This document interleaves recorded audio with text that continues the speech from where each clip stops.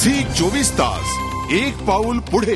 बातमीपत्रात यावेळेला आणखी एक ब्रेकिंग न्यूज येते। आदर्श घोटाळा प्रकरणी सीबीआयच्या अधिकाऱ्याला 1.25 कोटींची लाच दिल्याप्रकरणी माजी आमदार कन्हैयालाल गिडवाणींना जामीन मिळाला खरा, पण आदर्श प्रकरणामध्ये त्यांना सीबीआयनं लगेचच अटक केल्यानं त्यांचा आनंद फार काळ टिकलेला नाही। आदर्श प्रकरणी दिवसभरातील ही चौथी अटक असल्याचं आता समोर येत आहे। सीबीआय अधिकाऱ्याला लाच दिल्याप्रकरणी गिडवाणींना सकाळी जामीन, नंतर सीबीआयकडून ज्या प्रकारची ही कारवाई सुरू आहे, कन्हैयालाल गिडवाणींना सीबीआयकडून अटक करण्यात आलेली होती। त्यानंतर लाच प्रकरणी सुटका झाल्यानंतर घोटाळा प्रकरणी लगेचच अटक करण्यात आलेली होती। आदर्श सोसायटी घोटाळा प्रकरणी गिडवाणी ही अटकेत आहेत, तर कन्हैयालाल गिडवाणींना सीबीआयकडून अटक करण्यात आलेली आहे।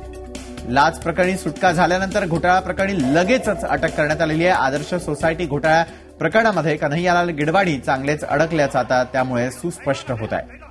आज दिवसभरातली ही चौथी घटना आहे। कन्हैयालाल गिडवाणींना सीबीआयकडून अटक करण्यात आलेली आहे। लाच प्रकरणी सुटका झाल्यानंतर घोटाळा प्रकरणी लगेचच अटक करण्यात आलेली आहे। आदर्श सोसायटी घोटाळा प्रकरणी गिडवाणी ही अटकेत आहेत। आदर्श प्रकरणामधील दिवसभरातली आजची ही चौथी अटक म्हणावी लागेल। सीबीआय अधिकाऱ्याला लाच दिल्याप्रकरणी ही अटक करण्यात आलेली आहे। गिडवाणींना सकाळी जामीन, त्यानंतर सीबीआयकडून अटक करण्यात आलेली आहे। पुन्हा एकदा कन्हैयालाल गिडवाणींना सीबीआयकडून ही अटक करण्यात आलेली आहे।